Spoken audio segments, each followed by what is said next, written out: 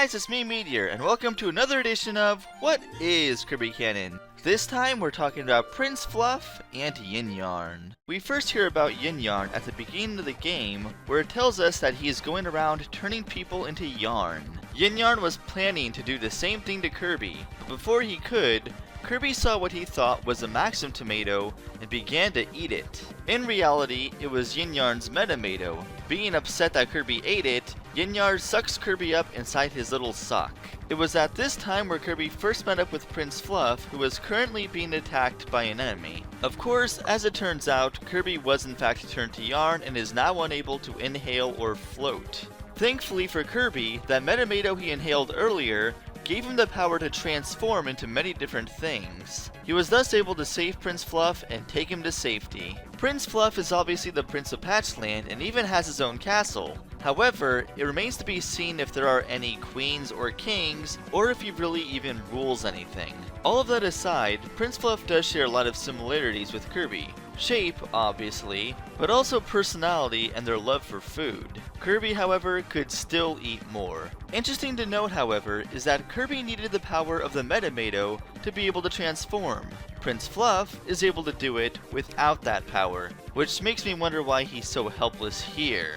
All is not fun and games for Prince Fluff, however. As it turns out, his world has been completely destroyed by Yin-Yarn, and all of the lands have been stripped away of their magic yarn, and thus have fallen apart. Beyond just removing the yarn, Yin-Yarn took the magic yarn and sewed it into giant beasts to protect them from taking it back. While Yin-Yarn was able to recreate the bosses without the magic yarn, they are substantially weaker both offensively and defensively. Say what you want about Yin-Yarn, the fact is, he's pretty smart. For example, instead of approaching DDD directly, he creates a bunch of fake Waddle Dees to go around the castle, and by the time King DDD notices what's up, it's already too late because he has enough fake Waddle Dees to overpower him and control him. In the case of Meta Knight, he just straight up ambushes him and takes him by surprise, though I do think Meta Knight could have put up more of a fight, but I digress. Yin-Yarn's powers, however, go well beyond just planning. If you notice in the battles with Meta Knight and DDD, the colors changed in each one. With DDD, his eyes turn purple, and the Meta Knight, they turn purple and yellow. This is signifying the fact that Yin-Yarn has him under his control. Unlike most villains, however, Yin-Yarn has no real motive for doing what he's doing. He straight up admits that he has no plans of what to do with Dreamland after he takes over it. He's simply doing this just because he can. Once Kirby successfully stitches Patchland back together, Prince Fluff reveals that the sock Yin-Yarn had around his neck is one of a pair, and they lead to one another. So therefore he has the idea to take the other sock that he had in his castle and catch up with Yin-Yarn.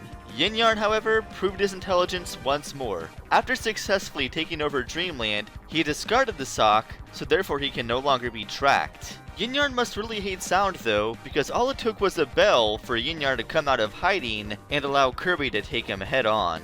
After an interesting fight, Yin-Yarn is finally defeated, but if we notice, Yin-Yarn was also made out of magic yarn. So, who made Yin-Yarn? Remember how Meta Knight's eyes were flashing yellow and purple?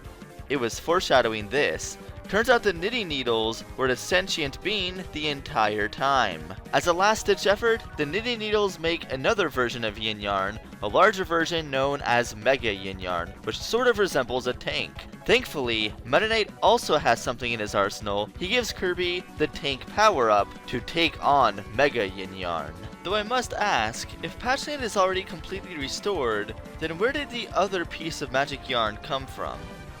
Guess we'll never know. Another interesting thing to note about Mega Yin-Yarn is that its description states it used the power of the Metamato to transform. However, we never see a Metamato being used in that entire battle. Maybe they ate it off screen?